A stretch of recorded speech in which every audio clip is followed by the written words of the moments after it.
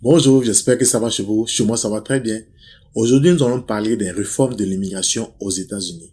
Le jeudi dernier, il y a un gros document de 353 pages qui a été envoyé au Congrès pour analyse, traitement et validation des propositions de loi qui ont été faites par l'administration du président Joe Biden. De quoi est constitué ce document? Qui est le bénéficiaire? Qui est éligible? Qu'est-ce qui va se passer après que le document soit maintenant déposé? C'est de tout ça qu'on va parler dans cette vidéo-là. Cette vidéo concerne toutes les personnes qui veulent immigrer aux États-Unis, en l'occurrence nos amis qui ont participé à la développerie, et aussi les personnes qui résident déjà aux États-Unis qui sont dans des situations irrégulières. Après avoir regardé cette vidéo-là, peut-être qu'il y a quelque chose dedans qui pourra vous raisonner et qui pourra vous aider à régulariser votre situation. Si c'est votre première fois sur la chaîne, soyez la bienvenue. Je suis Béda de Happy Diaspora. Ici, je vous aide à développer un mindset pour atteindre vos objectifs beaucoup plus rapidement. Je partage des vidéos sur la productivité, je partage aussi des vidéos sur comment développer votre présence en ligne ou encore comment développer des business en ligne. Et pour les personnes qui vivent déjà aux États-Unis ou pour celles qui veulent émigrer aux États-Unis, je partage des trucs et astuces sur les États-Unis.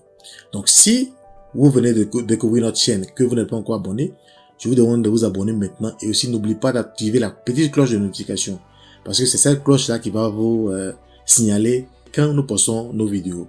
Et donc, faites-le et merci de faire partie de notre communauté. Et avant de commencer, j'ai une pensée pieuse pour toutes les personnes qui vivent au Texas.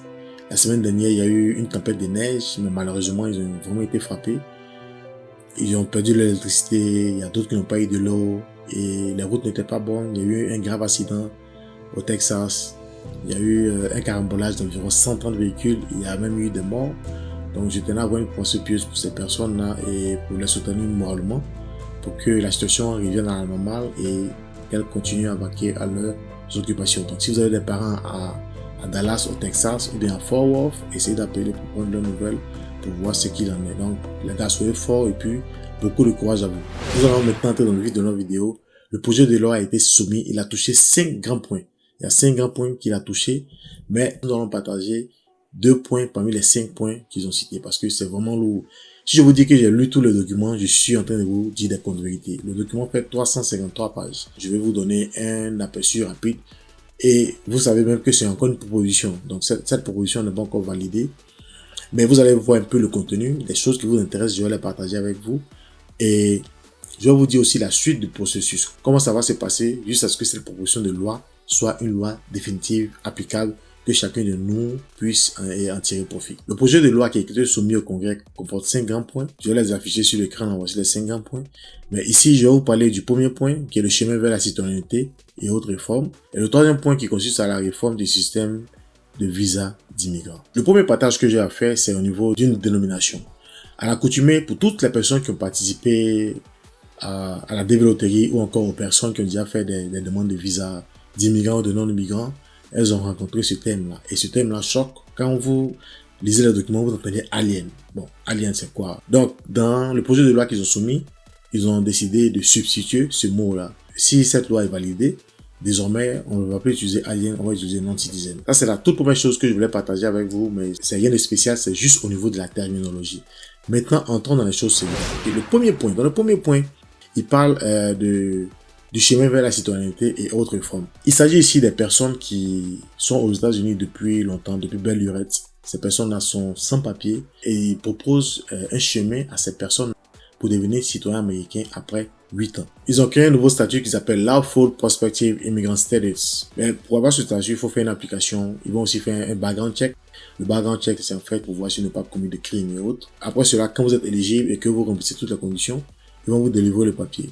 Le papier qu'ils vont vous délivrer est valable pour 6 années, renouvelable une fois. Mais dans le meantime, après vos 5 premières années, si vous payez vos taxes, si vous êtes dans de bonnes conditions avec le gouvernement américain, vous pouvez faire une demande de résidence permanente ou encore faire une demande de green card. Et quand vous avez votre green card, que vous payez vos taxes comme d'habitude, que vous vous comportez comme un bon citoyen américain, après 3 années, vous pouvez faire la demande de naturalisation pour devenir citoyen américain. Ok, donc ça c'est pour ce qui concerne les Lawful Prospective Immigrant Status. Et ce statut-là, comme je vous l'ai dit, c'est pour toutes les personnes qui sont aux États-Unis, qui sont entrées illégalement, qui vivent sur le territoire américain jusqu'au 1er janvier 2021. Et ces personnes-là pourraient avoir la nationalité américaine après 8 années. Mais ce qui est intéressant dans ce projet de loi, c'est que ces personnes pourront avoir une social security, une carte de sécurité sociale, elles pourront travailler, elles pourront aller en voyage, sortir des États-Unis, revenir sans difficulté. La seule chose qu'elles ne peuvent pas faire, c'est de sortir plus de 180 jours hors des États-Unis. Donc c'est la seule chose qu'elles ne pourront pas faire si ce projet de loi la passe. Après ce projet de loi, il y a encore 3 autres statuts qui vont directement avoir la green card. Ça veut dire qu'ils seront résidents permanents ou bien encore lawful permanent resident dès que le projet de loi passe. Il s'agit ici des personnes qui sont sous le DACA. Le DACA, en fait, c'est des jeunes personnes âgées de moins de 18 ans qui sont entrées illégalement aux États-Unis. Et donc, ces personnes vont remplir certaines conditions. Il y a les conditions d'éducation qui vont demander, il y a les conditions d'income qui vont demander, comme je vais parler de revenus qui vont demander, et il y a aussi le background check qui sera fait sur ces personnes-là. Donc, toutes les personnes qui sont ici sous le régime du DACA pourront immédiatement faire une demande pour avoir une green card si le projet de loi passe. En plus de ces personnes-là, il y a les personnes qui sont sur le TPS. Le TPS, c'est un Temporary Protected Status. Si vous vivez aux États-Unis, que vous avez ce document-là, vous pouvez automatiquement participer à la demande de votre green card si vous remplissez les conditions qu'ils vont demander. Également, il y a des personnes qui travaillent dans le domaine agricole. Il y a les conditions d'heures, par exemple, qu'ils ont demandé. Ils ont parlé de 2300 heures ou bien de 400 jours de travail dans le domaine agricole. Ces 3 catégories-là pourront directement avoir leur green card ou bien faire une demande de green card. Et si elles remplissent les conditions, elles pourront l'avoir. Le deuxième point, je ne vais pas trop en parler. Il concerne les causes de la migration de nos frères de l'Amérique centrale vers les États-Unis. Les États-Unis veulent bien les aider, peut-être créer des camps chez eux là-bas, pour qu'ils restent, pour qu'ils ne viennent pas aux États-Unis, et aussi même leur apporter une aide financière et les aider à régler les problèmes de corruption et tous les petits problèmes qui font que les ressortissants de ces pays-là veulent venir aux États-Unis pour avoir un avenir meilleur. Nous allons maintenant parler du troisième point qui est encore plus intéressant. Il s'agit de la réforme du système de visa d'immigrants. Dans ce point, ils ont parlé d'unification des familles. Le premier élément dont ils ont fait cas, il s'agit des visas disponibles. Actuellement, aucun pays ne peut dépasser 7% des visas disponibles, mais ils comptent faire passer ce nombre à 20%. Et si le projet de loi est bien évidemment adopté. Et dans le second point, ils ont décidé d'annuler la règle 3-10 years bar. Cette règle a été mise en place en 1996 pour décourager les personnes qui viennent aux États-Unis avec des visas non immigrants de rester. Que dit la règle?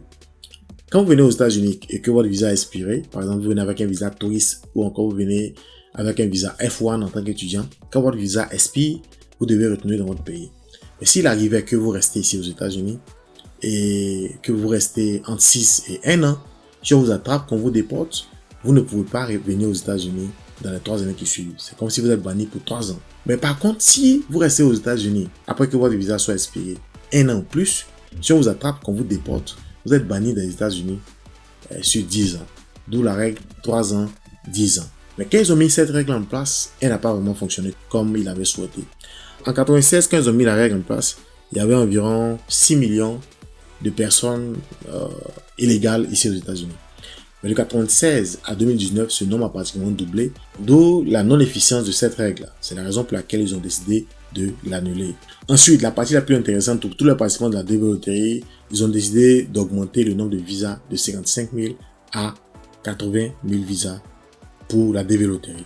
Ça aussi, c'est une très bonne nouvelle. Et aussi, pour tous nos frères qui sont aux États-Unis, qui viennent ici avec un visa étudiant, qui poursuivent des études pour avoir des doctorats. Quand vous avez un doctorat, si vous l'avez fait dans un domaine scientifique, il appelle le STEAM. Et donc, ils ont essayé de redéfinir c'est quoi le STEAM, quels sont les domaines qui sont pris en compte et aussi les services qui sont en charge pour utiliser le pouvoir discrétionnaire pour attribuer une green card aux personnes qui sont en possession de leur doctorat. Voilà ce qu'ils ont mentionné dans le troisième point et ce qui peut vous intéresser. Les autres points, comme je vous l'ai dit, je ne vais pas m'attarder là-dessus. Maintenant que ce projet de loi a été soumis, qu'est-ce qui vient après? Comment ça va se passer? Aux États-Unis, quand on soumet un projet de loi au Congrès, il y a 2 entités. Raison pour laquelle il y a eu un sponsor, M. Menendez, qui a soumis au Sénat et Linda Sanchez qui l'a soumis à la Cour des représentants. Ok, donc il y a 2 entités. Il faudrait que d'abord la Cour des représentants valide, vote, avant que ça arrive au Sénat pour un autre vote. Mais ici, il y a une distinction à faire. Au niveau de la Chambre des représentants, s'ils sont d'accord qu'ils vont au vote, S'ils ont voté oui ou bien ils ont voté non, c'est pas majorité. Au niveau du Sénat, c'est un peu compliqué. Pour le gros dossier comme celui des changements de réforme d'immigration, c'est pas seulement la majorité qui l'emporte. Ils ont une règle ici qu'ils appellent la filibuster règle. Et cette règle-là demande 3/5 du nombre total de participants du vote. Actuellement au Sénat, il y a 100 sénateurs. C'est 2 sénateurs par state. Nous avons 50 États, donc 50 fois 2, ça fait 100 sénateurs. Et comme cette règle demande 3/5 du nombre total de sénateurs, donc ça nous donne 60 personnes. Donc il faudrait que tous les démocrates votent pour ce projet de loi et trouver encore 10 républicains pour soutenir les démocrates dans ce projet de loi-là. Donc voilà que les choses se compliquent un peu parce que je ne sais pas si vous le connaissez, sénateur Rick Scott, il est le chairman des républicains du comité au Sénat. Et donc il a envoyé un tweet. Dans son tweet, il disait que le plan du président Joe Biden pour l'ouverture des frontières et l'amnistie est dangereux. Il ne fait rien pour renforcer la sécurité nationale et faire avancer le terrain des Américains ou protéger les familles américaines. Je demande instamment à Alejandro Mayorkas, il est le secrétaire de la sécurité intérieure actuellement sous le régime du président Biden. Donc il lui demande de se concentrer sur la sécurisation de la frontière et de la promotion de l'immigration légale. Parce que aux États-Unis ici, pour les républicains, le fait de donner la nationalité ou encore de permettre aux personnes qui sont entrées illégalement aux États-Unis d'avoir des papiers, c'est de favoriser l'immigration illégale. Donc voilà un peu comment la chose est présentée ici d'une partie et de l'autre. Donc nous sommes là en tant qu'observateurs, nous sommes prêts à vous partager les informations dès que nous les aurons. Donc si vous n'êtes pas encore abonné, abonnez-vous pour ne rien louper. Je vous demande aussi de partager la vidéo à d'autres personnes qui auront besoin de ces informations utiles. Voilà ce que je voulais vous partager aujourd'hui. J'espère que vous avez aimé. Si vous avez aimé, mettez un like et puis on se voit à la prochaine fois. Portez-vous bien et passez une bonne journée positive. Bye.